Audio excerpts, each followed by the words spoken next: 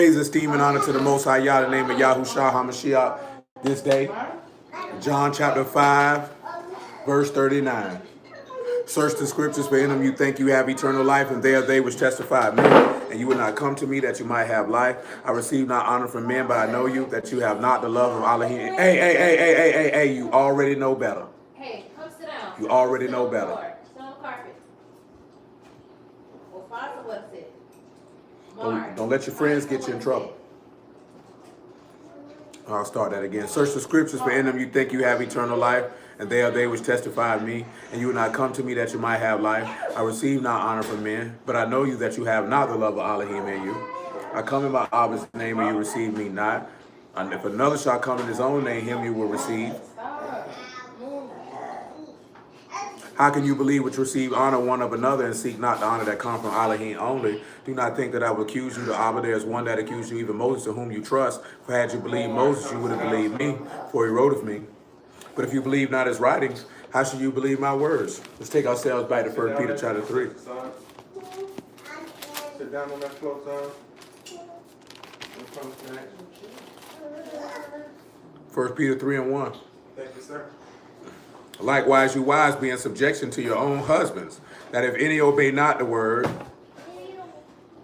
that they also may without the word be won by the conduct of the wives, while they behold your chaste conversation or behavior, conduct, coupled with fear, whose adorning let it not be that outward adorning of plaiting the hair or wearing of gold or putting on of apparel, but let it be the hidden man of the heart. I'm sorry, no, I did read it.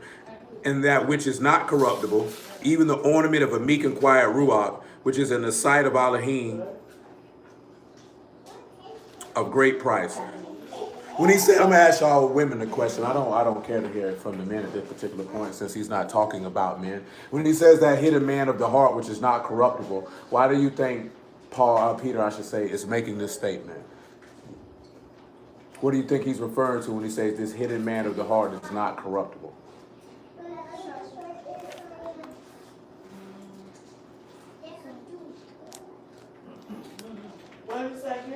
He said the hidden man of the heart, and that which is not corruptible.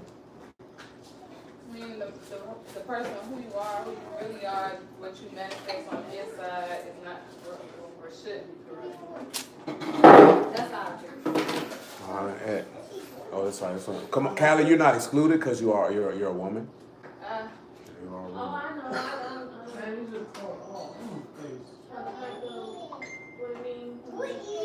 Well, let's look at it in disregard, because we read it on yesterday. Matter of fact, yesterday afternoon. 1 Corinthians 15. He made a statement that flesh and blood cannot inherit the kingdom of God. And he told you that incorruption cannot corruption cannot inherit incorruption. So let's take a look at something in Psalms 119, verse 9.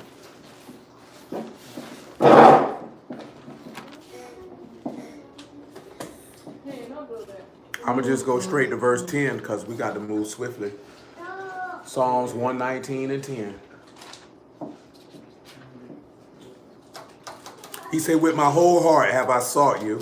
Oh, let me not wander from your commandments.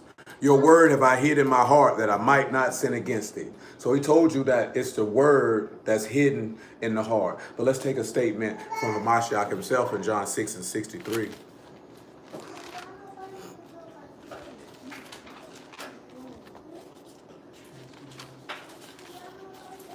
And after that, 2 Corinthians chapter 3. John 6 and 63. It is the Ruach that quicken, the flesh profit nothing. The words that I speak unto you, they are Ruach and they are life. But there are some of you that believe not, for Yahushua knew from the beginning who they were that believed not and who should betray him. And he said, therefore, said I unto you, that no man can come unto me except it were given unto him of my Abba. So when you look at what it is, that's the hidden man of the heart that is not corruptible. This is a woman who possesses the spirit of the living Elohim. His spirit is not corruptible. Can't be corrupted. It can't perish. You know what I'm saying? Spirit of a man is going to perish. How do we know a spirit of a man is going to perish? Let's look at Ecclesiastes chapter 12 just to verify that. How do we know a spirit of a man is going to perish? Lady Genesis is a perfect example of that. In what regard? When he said, "My spirit will not always strive with man, No. but that he is flesh." No. That mean when he say, what does strive mean? Abode. Abode. Yeah, abode. I'm saying, what does strive mean? If you're striving someone, or striving with someone, what are you doing? You basically trying to get them. You know, working with them. You know, No, trying- that's not what that means. When you strive with someone, you're fighting with them. Yeah. So when he say, my ruach will not strive with man, that means he said, I'm not going to always fight with you. Yeah. So he wasn't talking about as far as you're corruptible, because I'm not going to play with you no more. He was actually, we've already went over this before. He was sad that he had to do what he had to do. So he was letting them know that he was going to come up with something to where he wouldn't have to do that to them anymore, because he got tired of fooling with them. Like, he didn't wake up one day and say, you know what, I just want to kill a whole bunch of people. You know what I'm saying? Yeah. They kept bucking. So he ain't had no choice but to do what he had to do. And I think I'm in the wrong spot.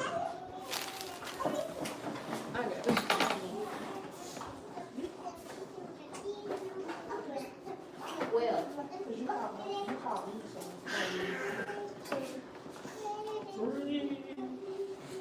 All right, Ecclesiastes chapter 12, the verse 4.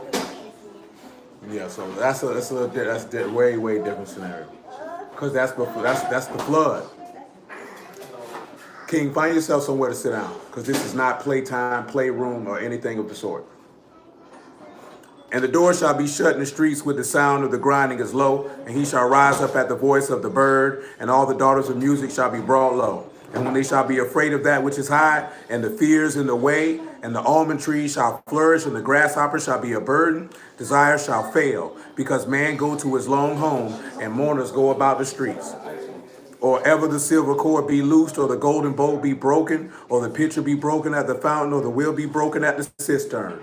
Then shall dust return to the earth as it was, and the ruach shall return unto Elohim that gave it. So what is that? That is corruption. In Psalm 16, he said, I know you won't suffer your Kadash one to see corruption. I was tripping the other day because I rode past a church in Green Cove that had a cemetery in front of the church. Illest thing I've ever seen. That whole land is defiled. Like, how can you worship in the same place of a cemetery?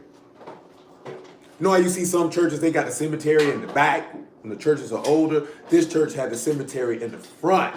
So you had to pull in and go past graves before you got to the house of worship. Stupidest thing I ever seen in my life.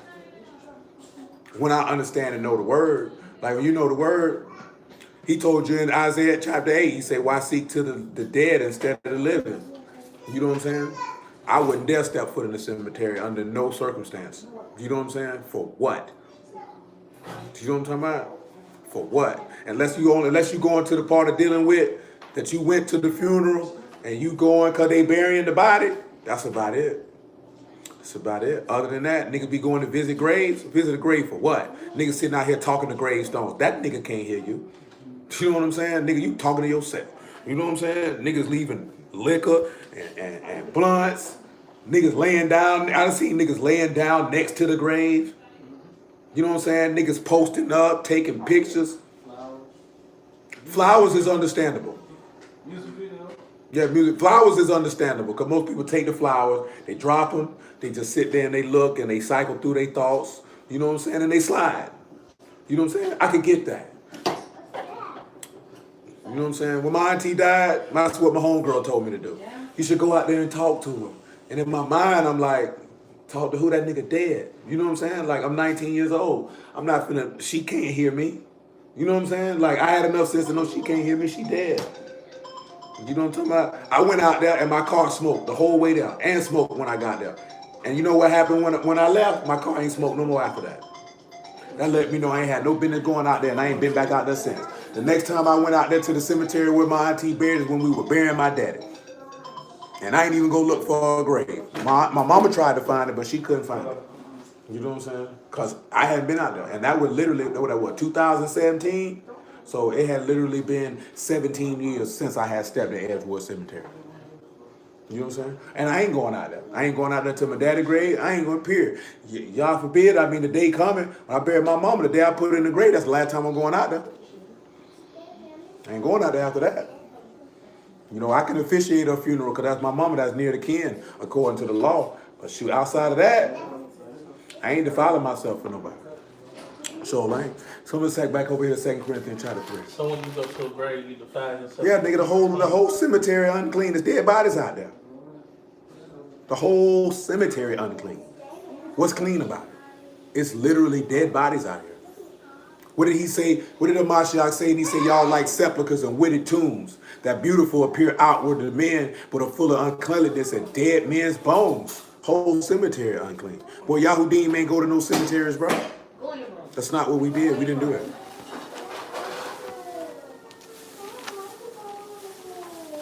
I ain't saying nobody's sinning if you do. You just gonna be unclean. I'm not gonna purposely make myself unclean. And it don't serve me no purpose. Me going out there to a grave, what purpose does that serve? They're dead. They not coming back to the resurrection of the dead. Ain't nothing I can do for them. Ain't no conversation we finna have. Once I stand out there talking to a gravestone, I'm borderline committing necromancy and fooling with familiar spirits. To a certain extent, that nigga's dead. Chandra is not in that box. She cannot hear me. Anthony cannot hear me. They cannot respond to me. They are asleep until the day of resurrection. And it is what it is. My objective is to speak to the living. Why would I go out there and preach to the dead? I'm not a Mashiach. He went to preach to the spirits in prison. That's not my job.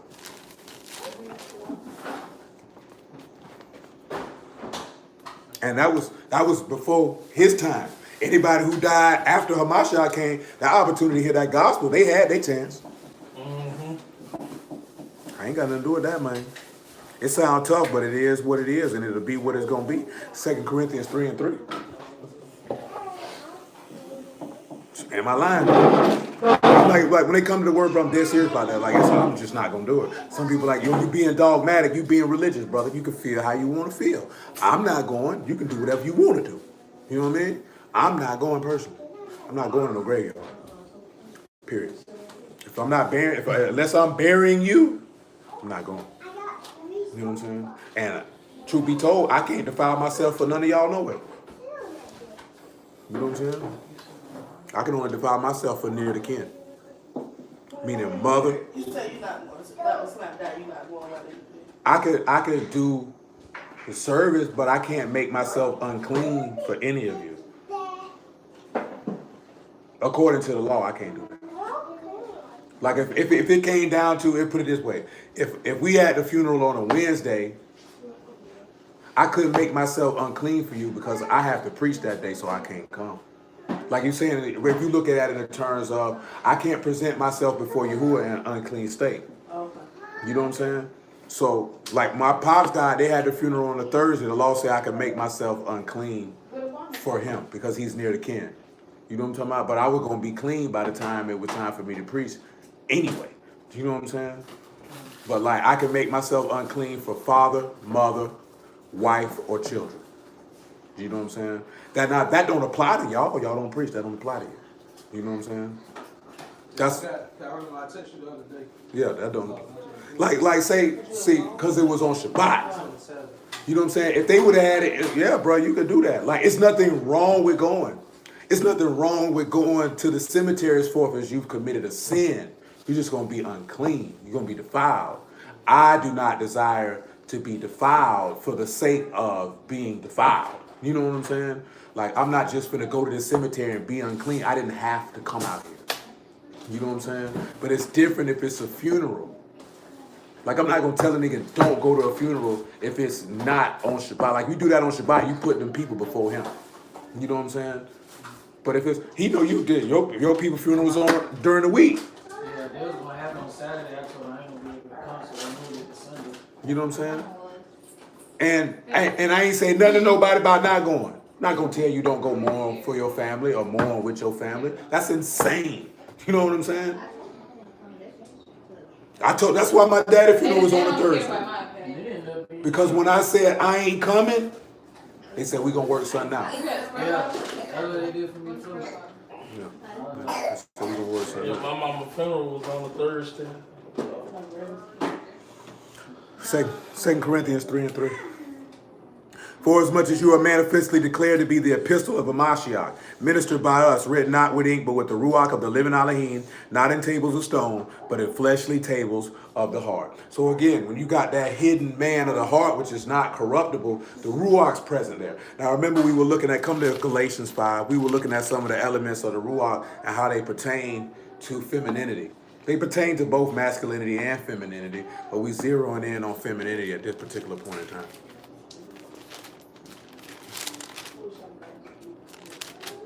Now, we talked about faith with Esther last night, but let's look at the joy. Let's look at joy of Elohim. You know what I'm saying? And let's come on back to the book of Esther. And we're going to be in chapter 8. We'll pick it up at verse 1. So you know we got this. No, I just didn't read it out loud. I really just went there to just look at them, and then I pointed at Joy and kept it moving. Fair. I definitely didn't read them out loud. No. Esther 8:1. On that day, the king Xerxes gave the house of Haman, the Yahudim's enemy, under Esther the queen. And Mordecai came before the king, for Esther told him what he was unto her. Now, of course, Haman's been hanged already. Hung him up decent up on, on the gallows. And the king took off his ring, which he had taken from Haman, and gave it to Mordecai. Esther set Mordecai over the house of Haman. And Esther spat yet again before the king and fell down at his feet, and besought him with tears to put away the mischief of Haman the Agagite, and his device that he devised against the Yahudim. And then the king held out a golden scepter towards Esther, so Esther arose and stood before the king. Now, I didn't nail in on that because we went on a couple different things. But remember how we was looking at, he said that how Mary said that he will scatter the imagination of the hearts, right? Let's pull that back up in Luke for a refresher. Luke chapter 2. Chapter 1, my bad. It might be chapter 2, though.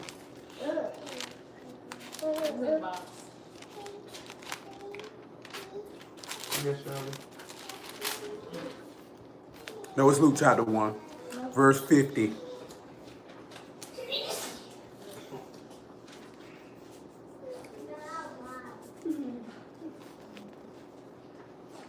And his mercy is on them that fear him from generation to generation.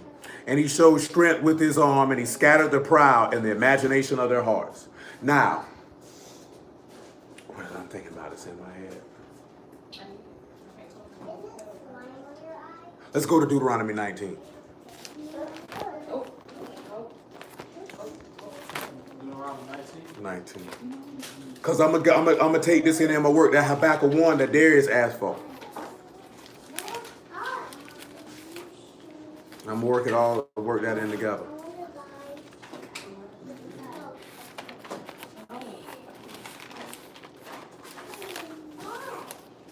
Deuteronomy chapter 19, verse 15. One witness shall not rise up against a man for any iniquity or for any sin, and any sin that he sinned. At the mouth of 2 or 3 witnesses, or at the mouth of 3 witnesses, shall the matter be established. If a false witness rise up against any man to testify against him that which is wrong, then both the men between whom the controversy is shall stand before Yahuwah, before the priests and the judges, which shall be in those days. And the judges shall make diligent inquisition, and behold, if the witness be a false witness, and have testified falsely against his brother, then you shall do unto him as he thought to have done unto his brother. And so you shall put the evil away from among you. And those which remain shall hear and fear, and shall henceforth commit no more any such evil among you. And the eye shall not pity. But life shall go for life, and eye for eye, tooth for tooth, hand for hand, foot for foot. Now, as this pertains to Haman, did Haman bear a false witness to try to kill the Jews because of his dislike for Mordecai? We seen that there. Why did Haman want to kill all the Jews? Because they kept on Because Mordecai didn't bow down to him. That started it. And then he mentioned that. But it was really because Mordecai wouldn't bow down to him, and he really bared a false witness to get a decree made falsely without Xerxes' knowledge, truth be told. You know what I'm saying? Meaning like these nations, they don't follow your law. That too, but then he also kind of circumvented Xerxes and did something, and Xerxes was not really aware of what Haman was plotting. So he had Like he didn't know. You know what I'm saying? Because Xerxes, because Haman used some duplicity, if you will. You know what I'm saying? Little crap, little subtlety. That's what I'm looking for. Little subtlety, little slyness, little slickness. And what he thought to do to Mordecai ended up what? Happening to him. Now, why is he the proud in heart? Because let's look at Proverbs chapter 6. Chapter 6 and verse 16. Young bird, sit down. Proverbs 6 and 16. It would help if I was in Proverbs chapter 6. 6 and 12 though. He said, a naughty person and a wicked man walk with a froward mouth. We can see that with Haman. He wink with his eyes, he speak with his feet, he teach with his finger. See, that's what the nigga, I'm gonna tell y'all something. Bruce, take this verse right here and say, when you see them niggas on in the videos doing this and doing that and doing this, see, they Masons, bro. See, that's what the book say. They teaching when the man ain't even talking about that. Man ain't even talking about that. Them people wasn't throwing up no Bachman horns back then. So why would he be telling? See, it's prophecy, brother. Sit down and be quiet. You make yourself look foolish. You know what I'm saying? Y'all ever heard that before? I done heard plenty of niggas say, that's the Masons, bro. They talking with, they teaching with their fingers. They ain't teaching nothing. They ain't teaching nothing. They ain't teaching nothing. They just throwing up signals, man. I guess gangs teaching with their fingers too then, huh? I guess sign language, they teaching with their fingers too. Which one is it? You could go on for days if you wanted to. He said, frowardness is in his heart. He devised mischief continually. He sowed discord. That's what we see Haman doing. Therefore shall his calamity come suddenly, and suddenly he shall be broken without remedy. Is that what happened to Haman? His calamity came real quick, didn't it? Yep. And there wasn't nothing he could do to be able to fix it. These 6 things do Yahuwah hate, yea, 7 are abomination unto him. A proud look, which we see Haman having, a lying tongue, hands that shed innocent blood, a heart that devises wicked imaginations. That's what we see Haman doing. Feet that be swift and running the mischief, a false witness that speak lies, and he that sow discord among his brethren. Now that's what we see Haman doing. See, if you living righteously, because these things are talking about persecution. If you living righteously, something like that would have happened to you. Somebody would have been undevised some wicked imaginations against you. Somebody had been done had a proud look. Somebody had tried to sow discord. Somebody had been done tried to somebody had been done lied on you. You know what I'm saying? Somebody had been done lied on you. That's just the things that happen when you deal with the word. So y'all already know that. You know, people feel like you're getting the word, everything gonna be honky-dory, everything gonna be smooth. Ain't nothing gonna happen. They're gonna love you. Because we're Israel. Israel loves Israel. It's the nations who the problem is. The nations gonna persecute us. They gonna kill us. Niggas dumb. Come on back over here to where I wanted to go at, man. I had something. Oh yeah, we read that Deuteronomy 19, him bearing false witness, him getting that back in return, him getting slaughtered. Let's take this back to Habakkuk chapter 1. No, you all right over there? You all right? Yeah, I'm alright. Habakkuk chapter 1.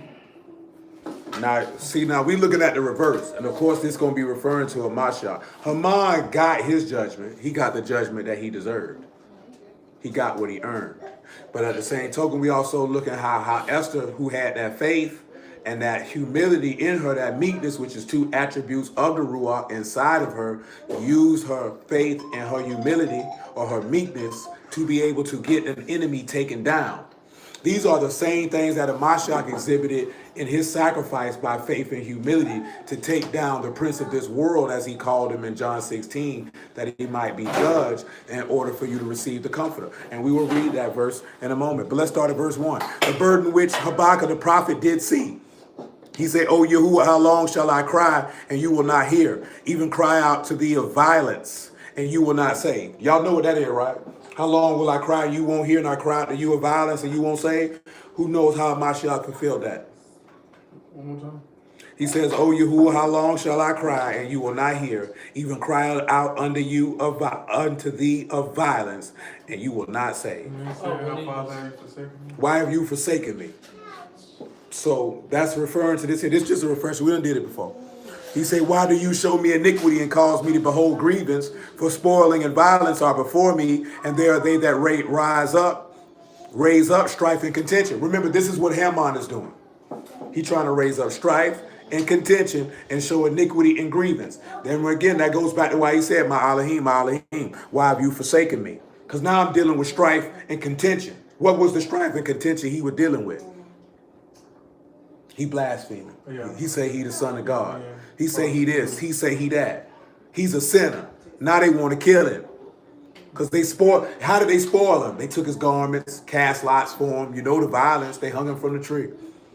Listen to what he says. "Therefore Torah is slacked, and judgment never go forth. For the wicked do compass about the righteous. Therefore wrong judgment proceed." Now, in Genesis 49, again, this is just to bring this stuff back to your remembrance.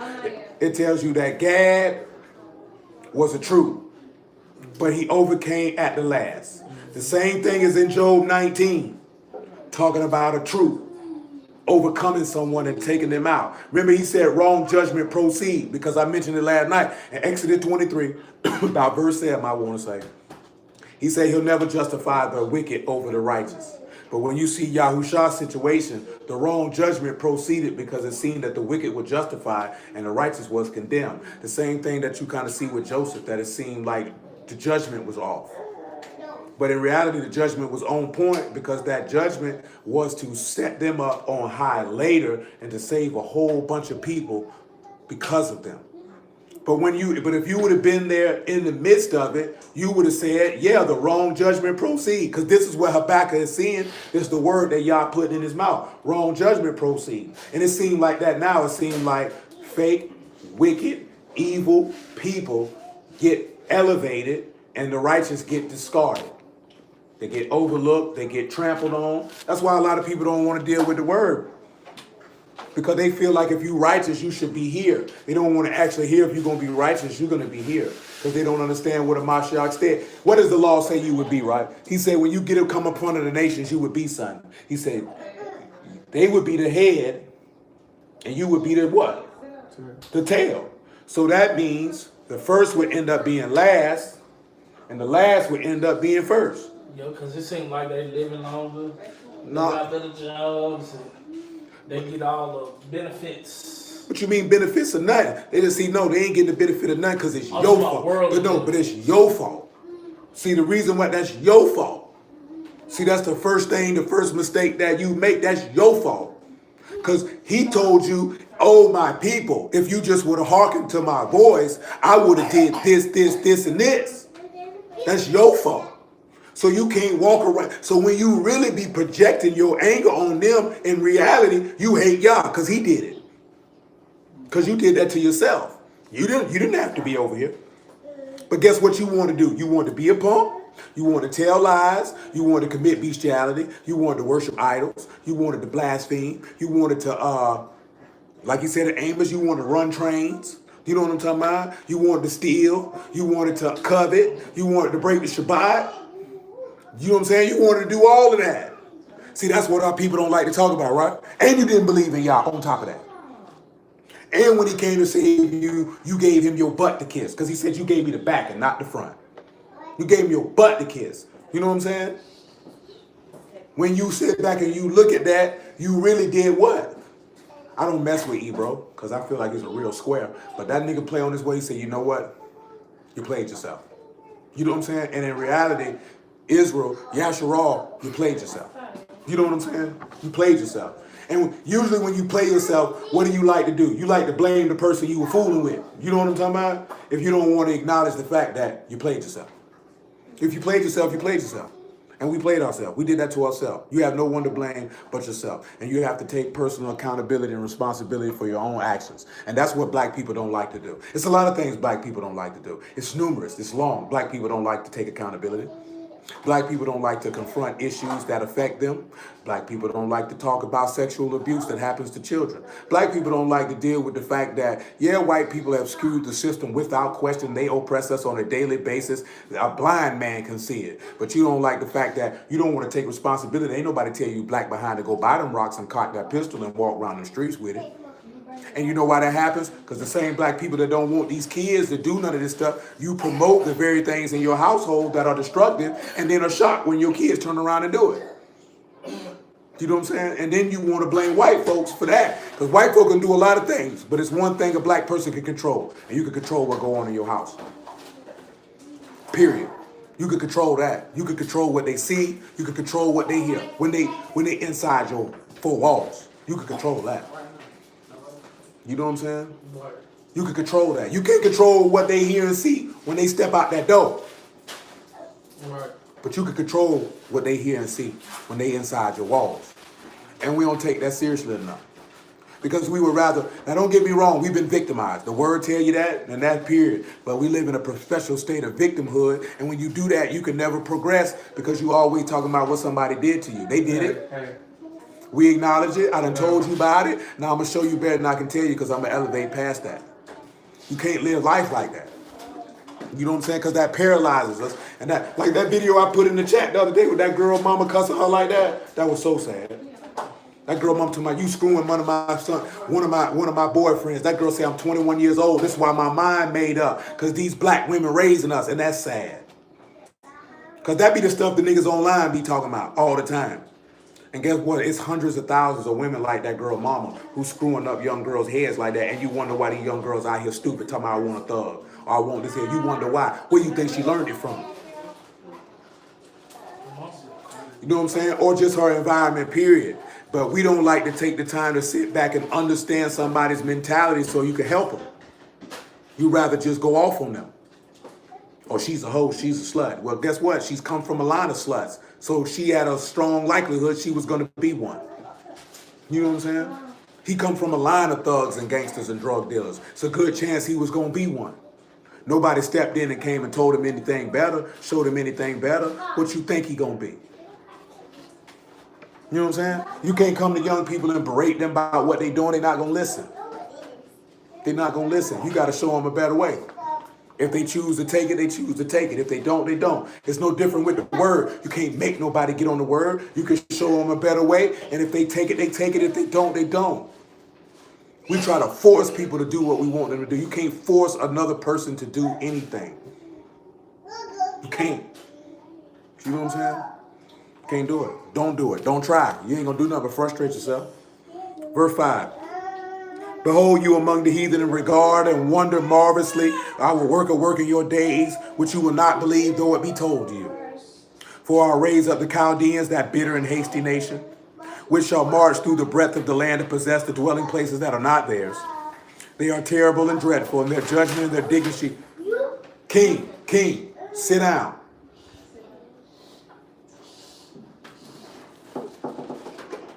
Which shall march through the breadth of the land to possess the dwelling places that are not theirs. They are terrible and dreadful. Their judgment and their dignity shall precede themselves. The horses are also swifter than leopards, are more fierce than the evening wolves. The horsemen shall spread themselves, and the horsemen shall come from far, and they shall fly as the eagle that hastes to eat. They shall come all for violence, their faces shall sup up as the east wind, and they shall gather the captivity as the sand. And they shall scoff at the kings, and the princes shall be a scorn unto them, and they shall deride every stronghold, for they shall heap dust and take it. Then shall his mind change, and he shall pass over and offend, imputing this power unto his God. Now, I read a lot, but what that sound like to y'all? so it's Revelation. Huh? It's Revelation. That's Revelations, and where at in Revelations? When he mentioned the horseman, and I can't think of the chapter between Trinity. Oh, you thinking about the black horse, the red horse, and all that? Because he's saying he gonna But see, look at it a little further where he tell you where he get a little stronger in verse 10. Let's look at verse 10 where he really line it up. they scoff. At the kings and the princes shall be a scorn. They'll deride every stronghold. And then he says, then his mind will change. He shall pass over and offend. And he'll give this power to his God when he do it. That's the Antichrist. That's the beast. You know what I'm saying? And remember a long time ago I told you Haman was likened to who? The beast. Because what was the beast trying to do? Kill all the saints. Do you know what I'm saying? And you see that a feminine woman was able to do what? Save all this. See, this is stuff that these dudes don't want to be talking about all the time. Like, you know what I'm saying? A woman saved the whole nation. But what's not 9 is what, him gathering them up before he come back? Gathering the saints up. Or when he say they'll come for violence and they'll face us up and he'll gather, absolutely. When he say he gonna take them up and they gonna... Basically, when he's coming, let's look at it. Revelation 12. Matter of fact, Zechariah 14. And then Revelation 12. Okay, look. Young Bird gonna be pulling up on all the little girls at school tomorrow. You better not do not damn thing because you got a haircut. Gonna be trying to sit back and look at them children and say, look at my haircut. Bird.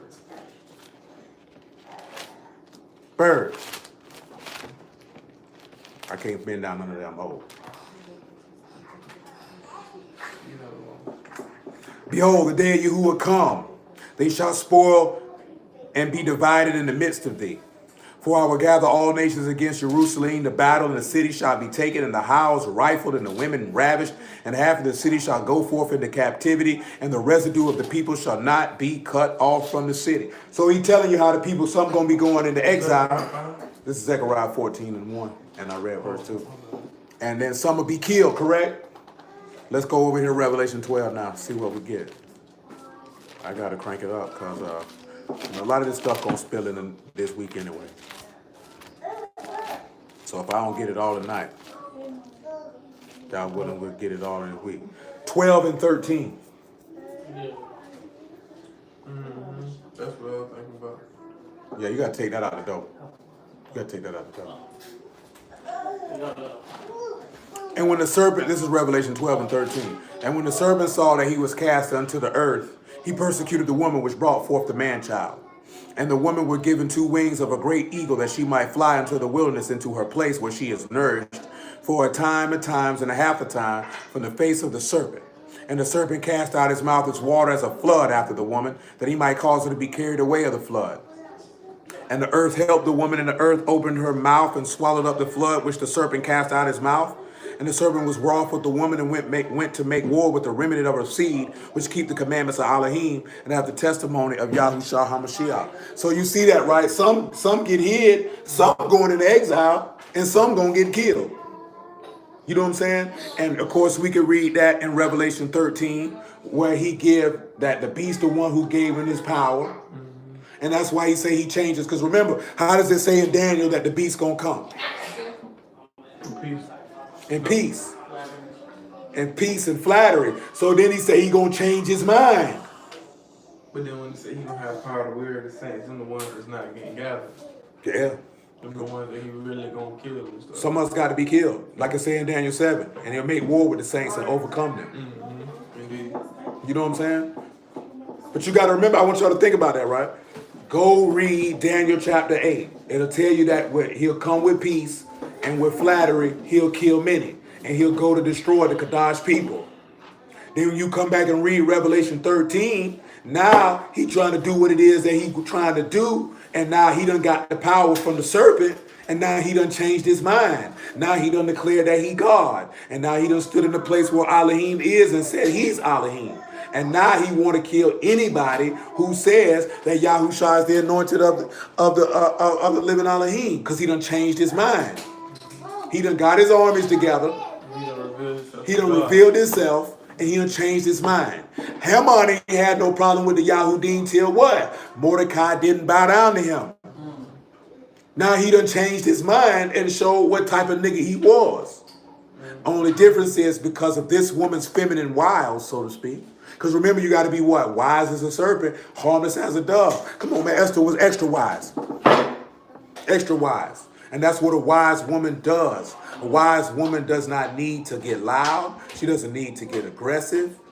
Her femininity is enough things to bring down. Come on, man. Delilah's femininity to a certain extent brought down a whole man, which could have brought down a whole people. She was being manipulative at the same token, but she was doing it in a dainty fashion. She was like, oh, you don't love me if you don't do this. You know what I'm saying? That's what she did. But guess what? Sucker for love niggas go for it every time. But that was of Yahuwah though. Yahuwah wanted that to happen. Because he wanted to take out the Philistines. So he wanted that to happen. But look at man, if you weak for booty or you weak for a woman, it don't take much. You'll do whatever she tell you to do. You'll go right on out there and do it. Just like if a woman weak for a man and weak for penis, she'll do whatever he tell her to do. You know you done been there. I don't know why you trying to throw me in the hand. Oh, you been there. We ain't gonna put your business in the street. You been there. I ain't been there. Nah, I ain't gonna throw it all away. I ain't gonna get on the he know. That's why he rubbing his hand like that. I don't know why you. Look at it. That's how you know he nigga is. Check my braids out. I ain't been there. You know what I'm saying? I ain't been there. That nigga happy he got his hair done. He got a lot to do. That nigga happy he got his hair done. Check it out. That nigga hair was algae green before she got to it. You think the dude with this hairdo? Oh, be down that road? No. Hairdo too clean. Know that. Habakkuk chapter 1.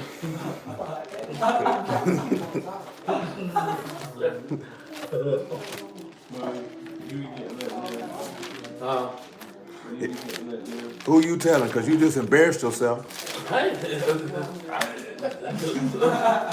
Woo! Boy, I'm gonna get he gonna make me fire him up, but I ain't gonna do it. Oh. Well, you can't rank on nobody. Nah, you preaching right now. I know it. You need to stick to the word. And I'm going to stick to that. I'll get you afterwards. You can't get nobody afterwards if you don't tell a nigga what color your hair was before you got it braided. Okay, well, go ahead and preach. I'm listening to that nigga hair was the same color as Monte sweatpants. Okay. And not the black part. Oh. Verse 12. Okay. He said, are you not from everlasting? Oh, this is Habakkuk chapter 1, verse 12. Are you not from everlasting, O Yahuwah, my Elohim, my Kadosh one? We shall not die. O Yahuwah, you have ordained them for judgment. O mighty Elohim, you have established them for correction. You are purer eyes than to behold evil, and cannot look upon iniquity. Wherefore look upon them that deal treacherously, and hold your tongue when the wicked devour a man that is more righteous than he. Now that pertains to a Mashiach as well, because remember what he said. He said in Isaiah 59:1, he said, Yahuwah's ears are not closed that he cannot hear, nor is his arm shortened that he cannot save. It's your iniquities that have separated you from your Elohim. So when we know in 2 Corinthians chapter 5 that he done made Hamashiach sin, he can't look on it. Got to turn his eyes from it. He can't look upon iniquity. That's why he got to let the people who more wicked compass a man who more righteous than him. But Gad overcome at the last. And guess what happened? Haman was trying to encompass a man more righteous than him in Mordecai, and guess what ended up happening? The righteous man stand in at the last. Because look what he said, oh Yahuwah, we shall not die. Because he said, whosoever live and believe in me shall never taste death. Do you believe this? See, I'm going to tell you something real. If we was to travel, we have the ability to travel and talk to everybody in the Israelite congregation across this country. 95% of them will tell a bold-faced lie that they believe that they'll resurrect from the dead, but they don't live nor believe in the Mashiach. Don't live in him nor believe it. How can you live in somebody you ain't never heard? How can you believe somebody you never heard of? That's impossible. That's impossible. Well, I'll be glad when you niggas get old enough to sit down and be quiet.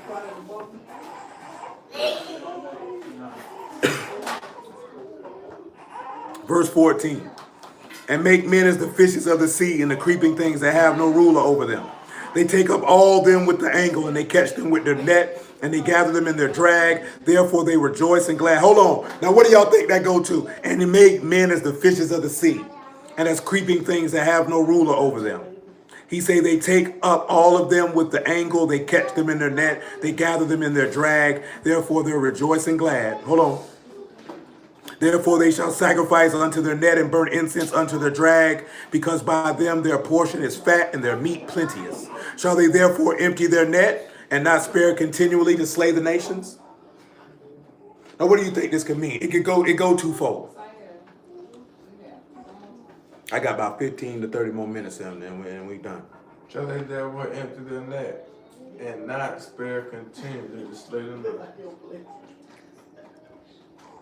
This can go two ways. You can look at it naturally, and then you can look at Yahuwah doing it. Because naturally, he talking about the beast. What the beast gonna have rule over what? Every kindred, every tongue, every nation. And he gonna catch them all up in his net. And everyone who don't worship him, he gonna do what? He gonna slay him. And everybody whose name is not written in the Lamb's Book of Life is gonna do what? Worship him. They gonna worship him. See, that's what I'm sitting there telling you. See, if you know the word and that man pop up and you see nigga, you be like, you're gonna be able to really like, that nigga name ain't in the book. You know what I'm saying? Like you gotta put this in that this is a reality. Like if this man pop up and say he God, and niggas go be like, boy, that's the one. You supposed to know instantly, boy, that nigga name ain't written in the book. And if it be by Yah's will, you ain't serving him, guess what that means? Your name written in the book. But a lot of people gonna be scared because it's gonna go from like Shoot, a lot of people gonna get scared when they get to coming and start blowing niggas' brains out and telling you. So that mean their name ain't written in the book. They supposed to get. They doing what they were ordained to do. So they doing what they ordained to do. If you already know the word, that junk don't mean nothing to you. You fulfilling the script. I already know if you telling and you worshiping, your name ain't in the book. If you know and you like this here, like, man, that who? I keep the commandments of Elohim and I got to test him. Yahushua, the son of God, that nigga lying. You know, his name in the book. His name in the book. His name, come on, man, this stuff ain't hard. I just heard a nigga tomorrow was going to get y'all with some Bible prophecy. How? You can't teach no Bible prophecy if you don't know the gospel. Exactly. You're not going to be able to do it. Because you're going to look at it from the vantage point of Christian theology and made up Hebrew theology versus what Yah said his son was going to do. All we looking at is what he said his son going to do. So we know what's going to happen. And when you know that's what did Paul say? Yahushua said the same thing. I done told you before. Paul said, y'all don't need to be afraid as if you ain't never know what was going down. Ain't nobody in this room got no business being afraid. Ain't nobody on this stream got no business being afraid. You already know what it is. So my question is this, sir. My question is like I was telling you, like you know, like I told you, would it be cool? You know, I want to take some out with me. If I'm gonna go out, I want to go out like a boss. Like I'm gonna take. Okay, and he that I'm gonna take some you ain't out going with out me. like a boss. You going out like an unbeliever, and you're going to hell. How? If I'm going out, I'm gonna take some with me. What's wrong with that? I'm going out in Christ. So I'm gonna take you some of you wicked niggas with me. Guess what? And you gonna be there where they go. You gonna take them out? What you talking about? No. You saying the people that's coming to kill you that work for the beast or whatever. That work for the beast. I'm not serving no beast. Okay.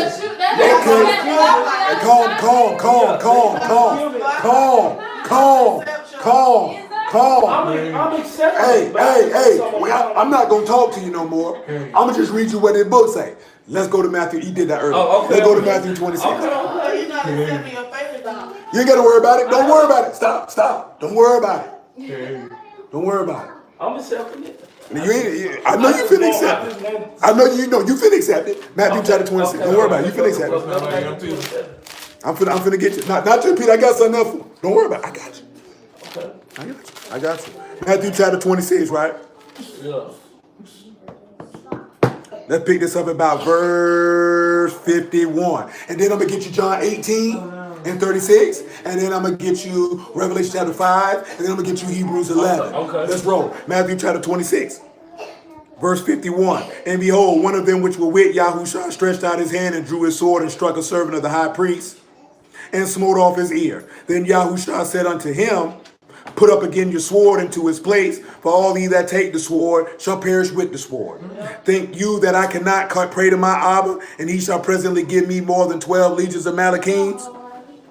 But how then shall the scriptures be fulfilled that it must be? So if he got to overcome the saints, nigga, you trying to buck the word. Strike number one, you're going to hell. Now let's take a look over here. I ain't trying to buck. No, you just trying to fit that. No, I ain't trying. John chapter I ain't 18. trying to buck the word. I just want to take some of them out with me because I know my faith. They just said he didn't take Paul, stop. I'll explain. You ain't got to explain nothing to him. I will take care of it. Number one, it's not a bunch of wicked niggas coming to take this man out. Yeah. Yeah. Did Peter stand up to fight? Yeah. And what did the man just tell him? He told him don't do it. So would you be wrong? Would I be wrong? Don't play with me. No. Don't play about that. Well, yeah. John 18, 36. Hush your mouth. John 18, 36.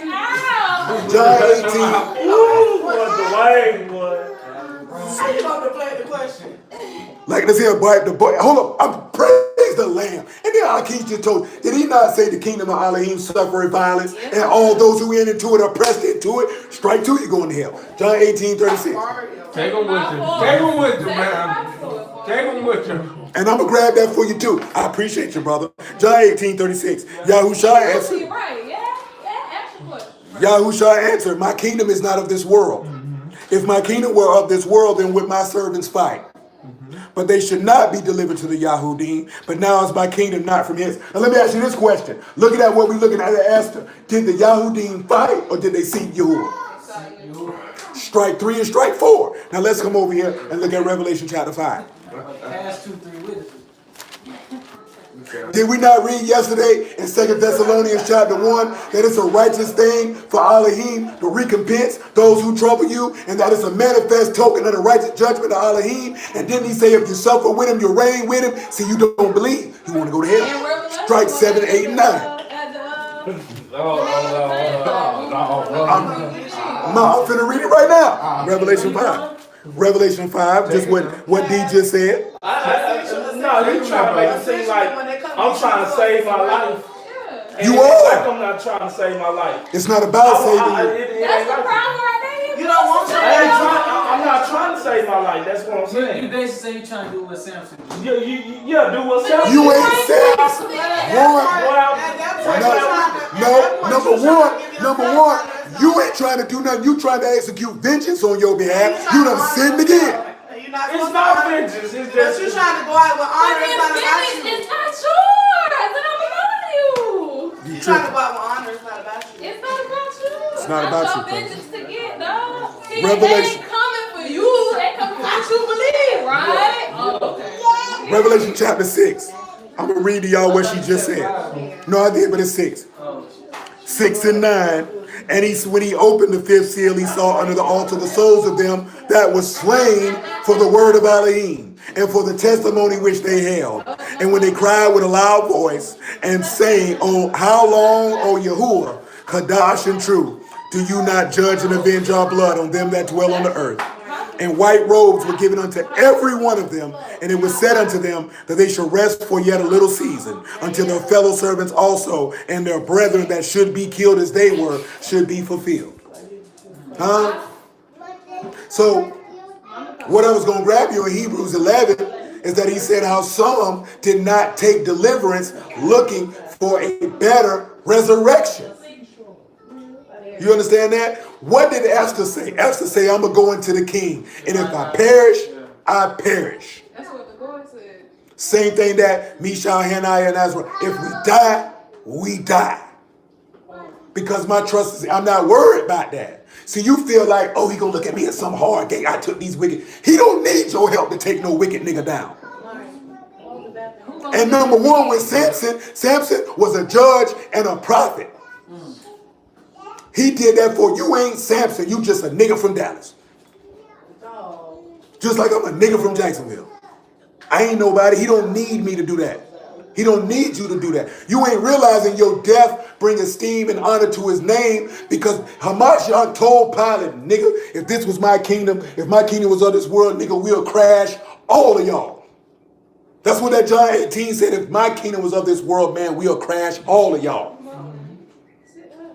You know what I'm saying? It ain't about that. I ain't got to crash y'all. I know I can do it. I don't need to assert myself for what I already know I can do. right. I ain't worried about you. Okay. I don't see you. You don't put no fear in my heart. Close your mouth. Come on, man. Yeah, we all used to think like that. I want to take a couple of them with me.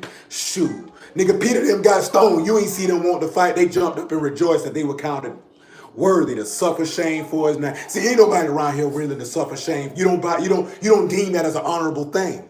Because you know why? Because niggas hyper masculine. So you feel the need to show how masculine you are. When in reality, you really showing how weak you are. Because that man said, my strength is made perfect in weakness. That's how Yahushua's strength was perfected. Weakness right up there on that stage. But niggas see that ain't masculine. That nigga a coward. No, you a Did you coward. say something like later down the line, like the songs, like some of them gonna kill, like we're gonna have a part in that? Oh yeah. That's the come through. That's on the back end. That's on the back end. That's on the back end. That's what you need to be waiting for. That's on the back You're end. not worthy to be part That of man say, I will wash my feet in the blood of the wicked, that I might know that there's a reward for the righteous. That's on the back end. That's on the back end. Why you think it say Yahushua tread his feet in the wine press? Because that's Psalm 58, where that's mentioned, that's about him. Get it for him. Let's go on and get it for him. He don't know about it. He don't know about it. You don't know about that, did you? Take it right. You ain't know nothing about that. Because you're looking at me like you ain't know. Come on, man. Where we going? Take it Psalms right. 50. 58. Exactly, yeah. 58, 9. Take it right. I just hear the real talk though, bro. Every man in the word done been there like, boy, I want to fight. I want to kill these crackers. I want to kill these Arabs. I want to kill whoever coming. And then you get understanding and you can care less. When you get understanding, you can care less. Because all you looking for is a better resurrection. I don't need to assert myself to show how hard I am. I don't have no need to do that. I am definitely secure in my masculinity and my manhood that I don't have the need to show I'm hard. Yeah, most niggas who hard when they go down, they ain't gonna bust a shot. They ain't gonna swing a sword. They'll be like, oh my God, he beheading people. Niggas gonna freeze up. I already know the niggas who talking about they so hard and they want to do this ain't gonna do nothing. We already know this here. Niggas who talk all that gangster stuff ain't gonna do nothing. Nigga ain't gonna kill. Now some niggas will. Some niggas crazy. You know what I'm saying? Some niggas crazy. Some niggas crazy. And when you said you seen in the gym, like y'all seen in the gym, he was ready to ride for the revolution. Oh, Cuz was real. He was about it though, but he wasn't overcompensating though. Cuz was very calm. Yeah, I know you said he was calm. Oh, he was very calm. You was like, yeah. I already knew he was with Go it. down, you was like, yeah, he'll ride. But I knew he was right because we shared the same thought process. I ain't never met that man for a day in my life. I knew exactly what he was saying, where he was coming from, why he said it, and why he felt that way. And he was very calm, cool, and collected about it. You know what I'm saying? I already know Cuz gonna bust a nigga brains wide open. You know what I'm saying? No hesitation. Well.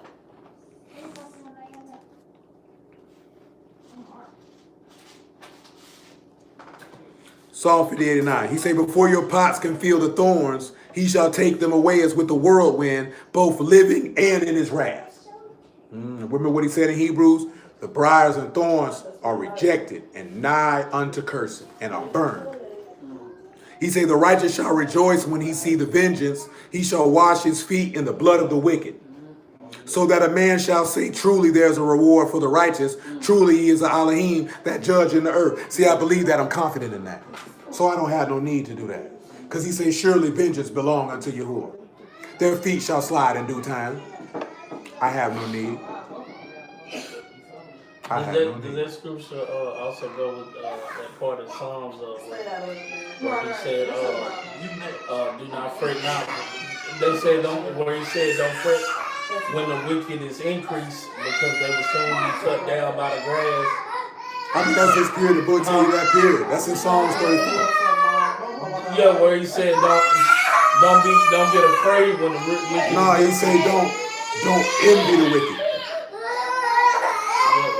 And don't desire to be with them. Come on back to Esther 8.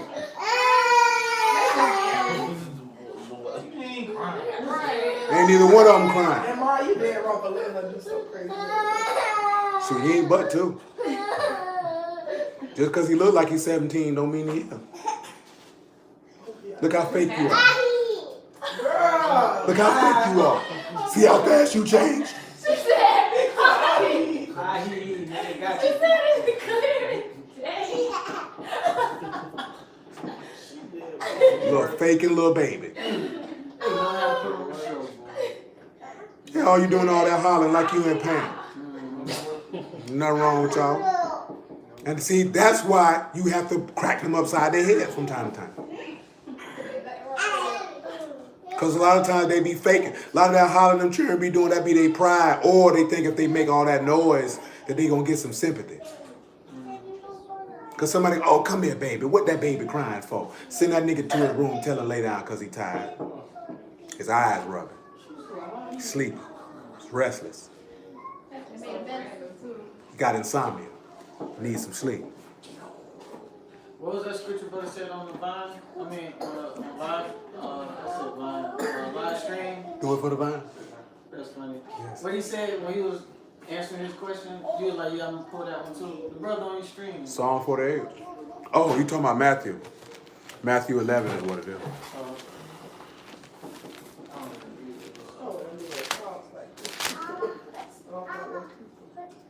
Matthew 11 and verse 12.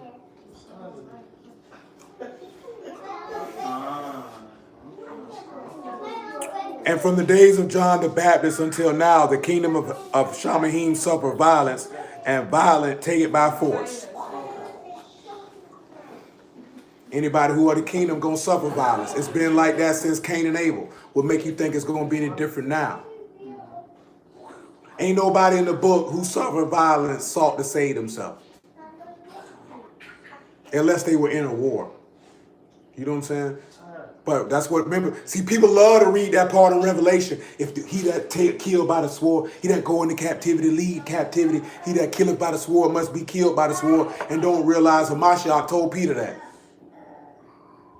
Why you got to be killed by the sword? Because whoever says man blood, by man his blood got to be shed. The same judgment you meet unto another must be meet unto you. But these niggas don't know the word, so they just be running their mouth. But he said take up a sword.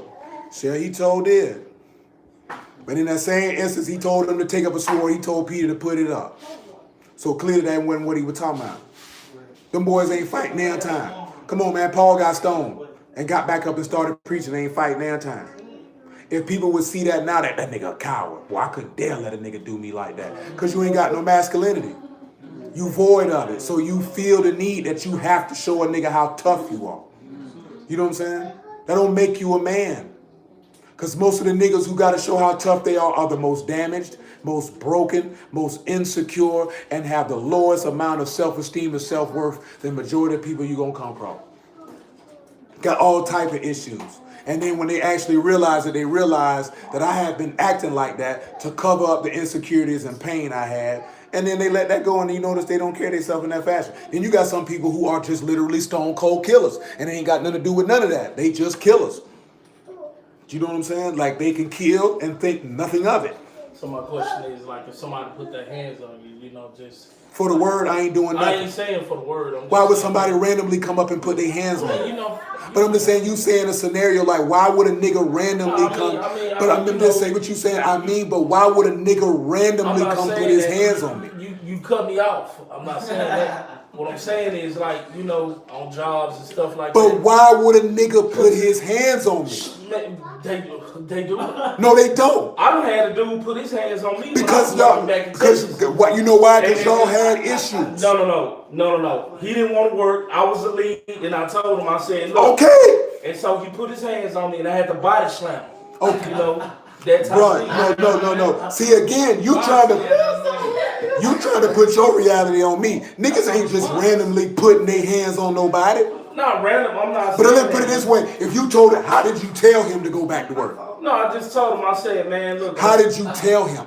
This is how I told him. I said, man, look. I said, you know, you got to get to work because these folks, they're gonna come and start, you know, writing me up because you're not doing what you're supposed to do, and I can't keep, you know, having a cop out every time they keep asking me why we behind. Oh, nigga, F this, nigga, F that. You know, you a coon nigga, and you stay up in them people's faces, and all you doing is snitching and woo, woo, woo. And then I said, all right, man. And so then when I walked off, the dude turned around, and I heard him say, man, I ought to slap the mess out of him. And then turned around, he put his hands on me, and then I had to turn around. So again, y'all had an issue. You may have not knew you had an issue with that man. Y'all had an issue, and y'all didn't resolve it. His issue was he didn't want to follow the rules. That's what his issue was. That nigga felt like you was a sucker and a bootlicker. And he told you that. Now whether you were or you weren't, I can't speak to that. But that's what, from what you just said, that's what he said, right? Yeah. That's what he felt. Shoot. I'm I'm only going by what you told me. Yeah. I mean, I feel you, but you know. I'm not saying you was, because I don't know. I didn't work with you. Write them niggas up. Well, you were right. You were writing them up. Nah, man. I just, when you, it's hard like that, man. When you in a leadership position, and then you got other black folks that they feel like that. Oh, you know, I can do whatever. I can take 45 to an hour minute lunch breaks when the lunch breaks is 30 minutes. You know what I'm saying? I can stay in the restroom 30 and 45 minutes. He ain't gonna say nothing. You know, we black, and then when I do try to say something to him, then you know that's when the problem come in at. You know. No doubt, I ain't getting nobody to put their hands on me either. But I would say they did you like that for one reason and one reason alone. They didn't respect you. Because if they respected you, they would have did you like that. Now, why they didn't respect you, I don't know. But I'm talking about based off you describing their behavior. Yeah, they didn't respect you. Yeah, they didn't respect you. Yeah, they feel like they told me I was a coon. I mean, you know. I mean, he already said that's what he said. They feel like you home. They felt like Who's you. looking trustee? Whether you were where you weren't, I don't know. But That's how he felt, though. I'm just saying that he said that's what he said. That's what he said. That's what you said he said. Yeah. So they didn't respect you. They didn't respect. And I understand what you're saying as far as being a leader of men, but to be a leader of men, you got to earn those men respect.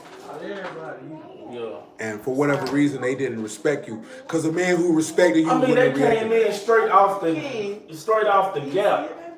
Ain't nothing I ever said or did to him. Bro, I'm telling you, brother, what I'm telling you is Like, they I ain't didn't never listen. did that to him. They didn't respect you before you got the position. No, I'm talking about these are new dudes just coming in. Like I ain't never, you know. Well, whatever they observed, feel like they didn't respect you. You could say because you speculate on how they felt. You don't know how they felt because you didn't have a conversation with them. But I'm telling you, based off the actions you're describing, they didn't respect you. They didn't respect you. They didn't respect your leadership. They didn't respect your authority, and they didn't respect you as a man. Now, why they didn't respect you, I do not know. But that behavior is the behavior of someone who does not respect you. Yeah. You know what I'm saying? And that's why they were willing to take it to that point to get physically violent with you. Yeah. You know what I'm saying? I don't give people don't look at me with the lack of respect and say, I'm going to put my hands on him. Like I don't carry myself or operate in a fashion where a physical altercation would come about. And I don't walk around worrying about someone putting their hands on me. If I've been to prison and I wasn't worried about a nigga putting their hands on me, I'm definitely not worried about nobody putting their hands on me out here. And prison is exponentially more violent than anything you're going to encounter out here because by nature the environment is violent. You know what I'm saying? And I never walked around worrying about, oh, if these niggas do this or do if it goes down, it goes down. That's how you looked at it. You're gonna defend yourself, you're gonna go your way. But man, I'm 38 years old. What I look like getting in a situation, I got enough skill and finesse and wherewithal to diffuse a situation. Most men in this world don't have conflict resolution skills. You don't know how to talk to another man without taking stuff personally and then escalating to something that it shouldn't escalate to. Indeed. But especially men. Especially men. I mean, but the first thing men want to do, you know what I'm saying? Like, you know, I could be sitting there having a conversation with a brother, and we'll just be sitting there talking. Then all of a sudden he start calling me out my name. Like, where did this come from? That means you talking. I ain't call you out your name. Why you gotta just automatically do that? That nigga don't. It's something going on the way these niggas don't respect you, bro. You know, because I done had a conversation with real killers. Yeah. And ain't nobody ever do that. Yeah. You know what I'm saying? So it's something going on with these niggas that's not having the proper respect for you that they should have for you as a man. And that's because I'm being too lenient and talking. I don't know what it is. I don't know what it is, man. I can't speak to it. But I know. But I notice when I get real violent, they leave me alone. Like I notice when I get to that point when I be like screw everything. Hey, say hallelujah for Yahusha because it's running long and I ain't trying to run long. You know what I'm saying? You can continue your conversation, but I got to stop the stream. Hey, Hey, I bless y'all at the house of y'all name of Yahushua. Y'all with it? We gonna keep on going. This week we gonna try to finish with Esther. We're gonna finish with words of the wise or as goats in regards to using Ezekiel 27 that Tavon put out there on the table. I appreciate everybody.